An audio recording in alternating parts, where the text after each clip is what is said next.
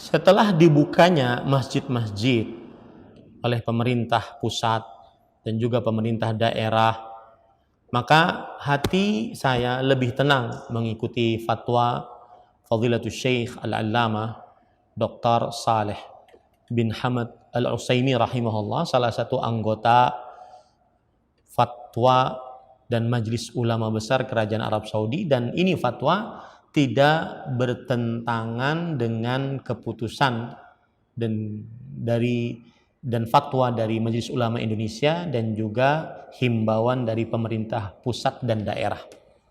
Yang pertama, alasan untuk meninggalkan sholat berjamaah dan sholat Jumat masih ada dan masih berlaku.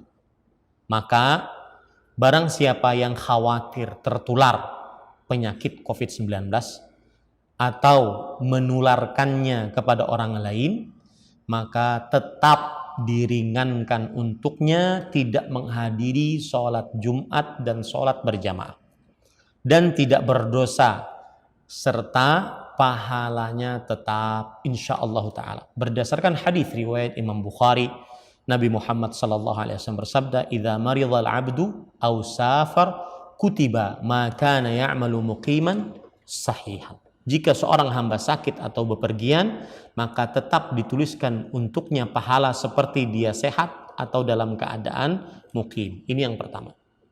Yang kedua, bagi siapa yang terkonfirmasi positif COVID-19 atau ada gejala-gejala yang nampak seperti penyakit COVID-19 atau disarankan oleh ahli medis untuk mengisolasi diri, maka tidak diperbolehkan baginya untuk menghadiri sholat Jumat dan sholat berjamaah. Kenapa? Karena dikhawatirkan menularkan kepada orang lain dan membahayakan orang lain. Hal ini berdasarkan hadis riwayat Imam Ibnu Majah, Nabi Muhammad sallallahu alaihi wasallam bersabda, "La dharara wa la dirar." Tidak boleh ada bahaya untuk diri sendiri dan tidak boleh membahayakan orang lain. Yang ketiga, protokoler kesehatan yang diberlakukan di masjid-masjid terutama wajib untuk ditaati, seperti memakai masker, mencuci tangan, diperiksa suhu badan, membawa sejadah sendiri, kemudian juga berjarak antara 1 meter atau 2 meter antara satu orang dengan satu orang dalam satu saf. Ini wajib ditaati, karena ini berarti mentaati Allah, kemudian Rasulullah, kemudian pemerintah yang mengatur kita. Dan ini termasuk daripada menjalankan firman Allah Subhanahu wa taala, "Wa ta'awanu 'alal birri wat taqwa wa la ta'awanu 'alal itsmi wal 'udwan." Dan tolong menolonglah dalam kebaikan dan ketakwaan, dan janganlah kalian tolong menolong dalam dosa dan permusuhan.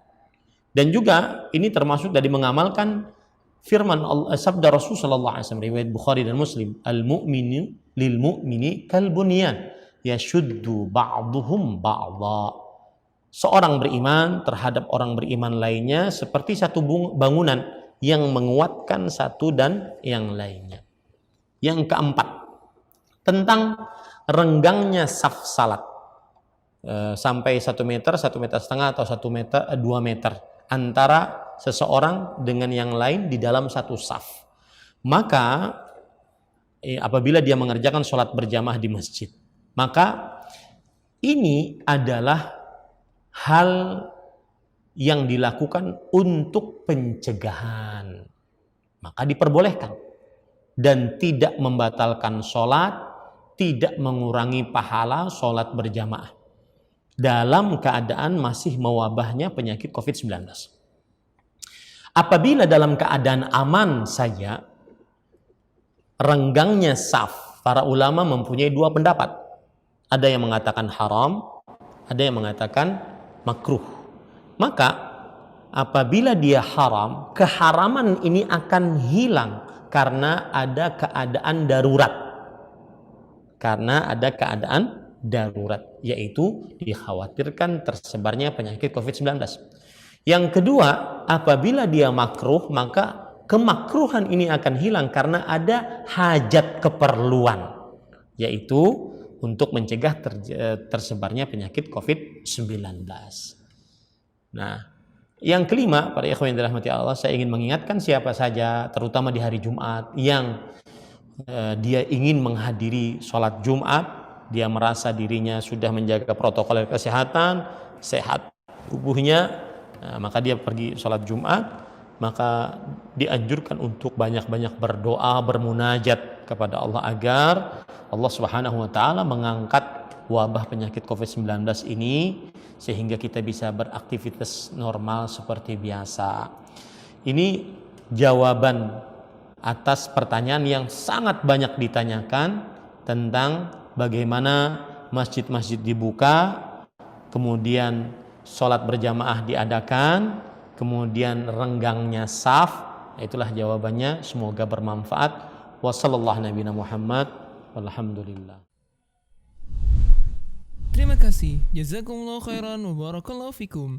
Video ini dibuat atas partisipasi dari donasi Anda. Semoga menjadi amal jariah bagi Anda semuanya.